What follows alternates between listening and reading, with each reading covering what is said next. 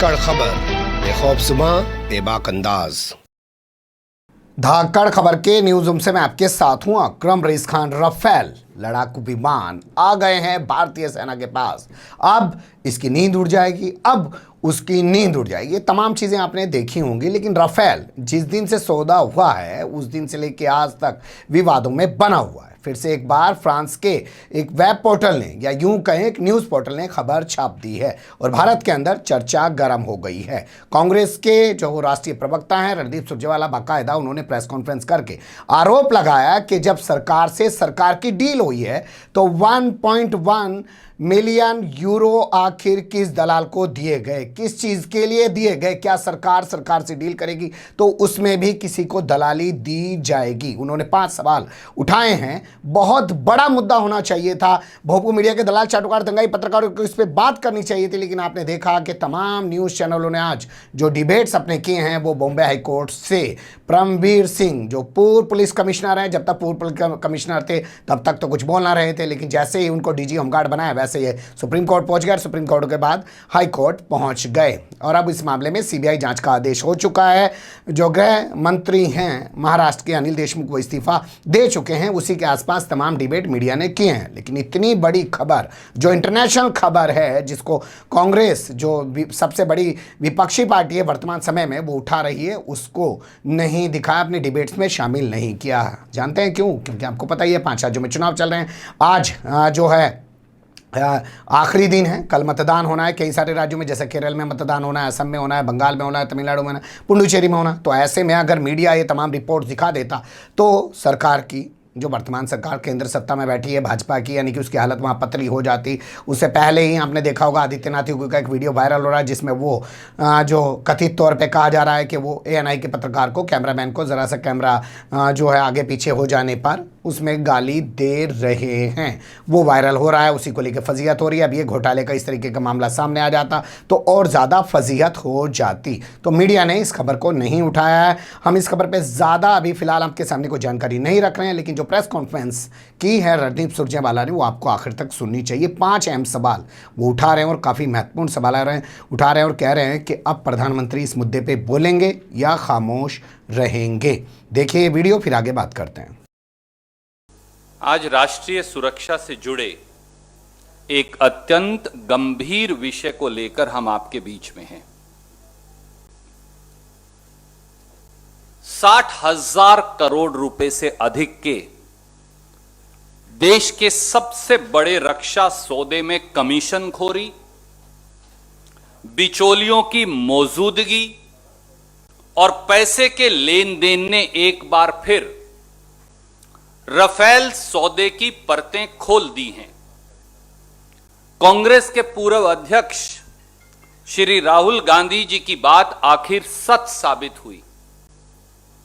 न खाऊंगा न खाने दूंगा की दुहाई देने वाली मोदी सरकार में अब कमीशनखोरी और बिचौलियों की मौजूदगी सामने आ गई है।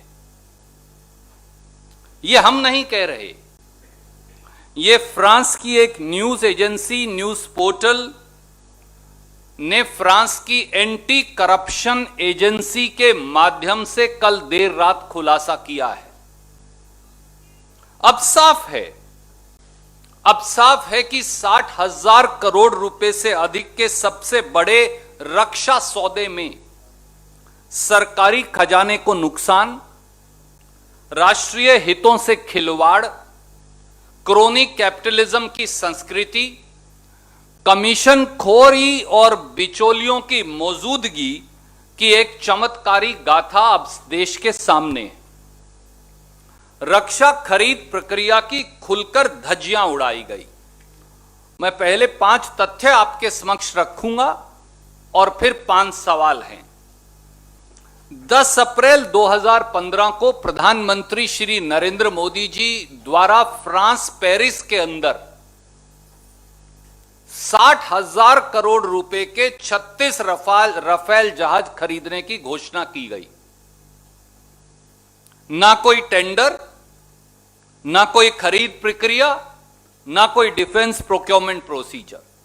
प्रधानमंत्री गए, जैसे केले और सेब खरीदते हैं, देश के सबसे बड़े रक्षा सौदे की घोषणा कराई।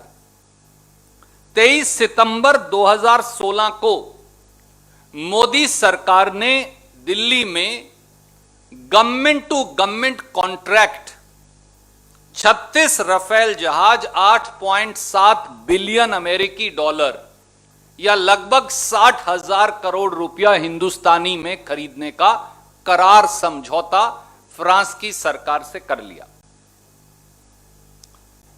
तीसरा पहलू यह है, हम जानते हैं कि रक्षा खरीद प्रक्रिया में अब यह अनिवार्य है हमारे देश में कि एक इंटेग्रिटी क्लॉज होगी हर रक्षा खरीद सौदे के अंदर, और उसमें बिचौलियों की मौजूदगी, रिश्वतखोरी और कमीशन देने का आदान प्रदान प्रतिबंधित है।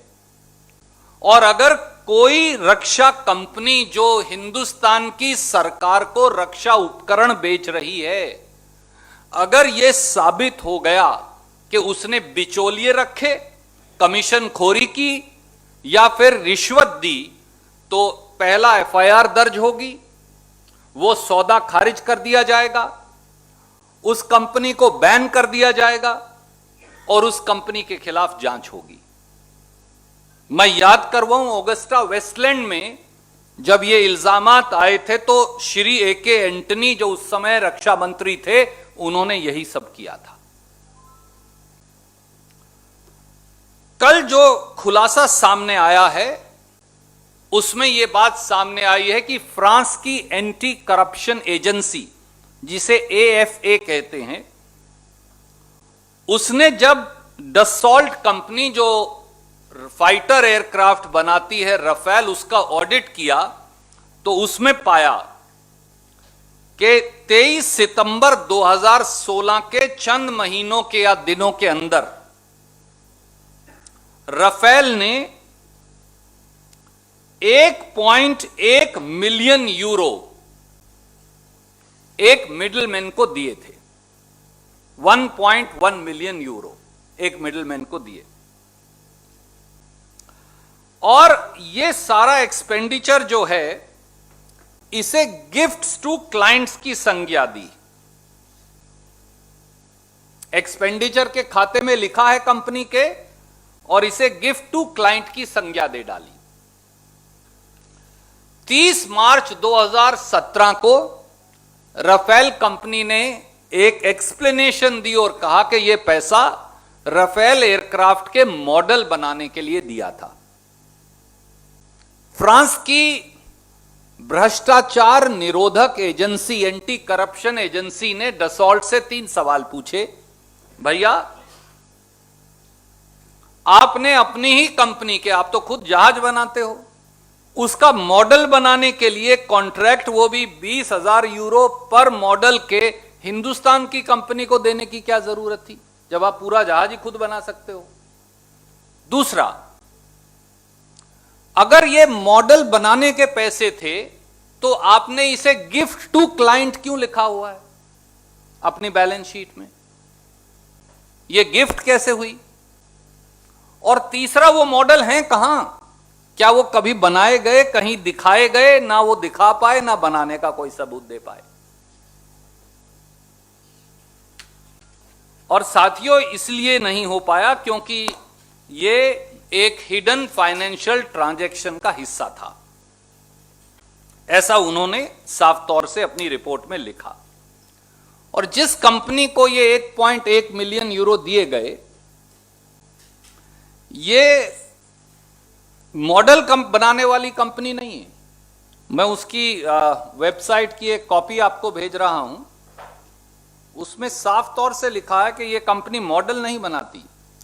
ये कंपनी तो जो है, इसके विपरीत फ्लाइट सिमुलेटर्स इत्यादि जो है वो बनाती है, उसको असेंबल करती है, जिसका नाम डेफसी सॉल्यूशंस है। तो इसलिए 5 सीधे सवाल हैं। पहला सवाल, डसॉल्ट द्वारा जो 1.1 मिलियन यूरो की राशि गिफ्ट टू क्लाइंट दिखाई गई है अपनी बैलेंस शीट में, क्या यह वास्तव में मिडलमैन को, बिचौलिए को दिया गया कमीशन नहीं है? दूसरा सवाल, क्या हिंदुस्तान में रक्षा सौदों में बिचौलिए और बिचौलियों को दिए जाने वाला कमीशन अब मोदी सरकार द्वारा मंजूर शुदा है? खास तौर से गवर्नमेंट टू गवर्नमेंट जो डिफेंस कॉन्ट्रैक्ट हैं, अब उसमें बिचौलिए रख के क्या कमीशन देना परमिटेड है हमारे कानून में? क्या यह सीधे सीधे डिफेंस प्रोक्योरमेंट प्रोसीजर जो अनिवार्य है उसकी अवहेलना नहीं? तीसरा, क्या इस कमीशन खोरी और बिचौलिए दलालों की मौजूदगी से पूरे रफेल सौदे पर प्रश्न चिन्ह नहीं खड़ा हो गया है? क्या ऐसे में दसॉल्ट कंपनी पर जुर्माना लगाना, एफआईआर लगाना और बैन करना जो डिफेंस प्रोक्योरमेंट प्रोसीजर के मुताबिक अनिवार्य है, अब लागू हो जाएगा? चौथा सवाल, क्या अब देश के सबसे बड़े रक्षा सौदे में कमीशन खोरी और बिचौलियों की मौजूदगी और रिश्वतखोरी के इल्जामात की पूरी निष्पक्ष जांच नहीं होनी चाहिए, ताकि दूध का दूध पानी का पानी सामने आए कि किसने पैसा लिया, कितना पैसा लिया, कैसे लिया और वो पैसा कहां गया? और आखिरी सवाल, क्या प्रधानमंत्री अब देश को जवाब देंगे?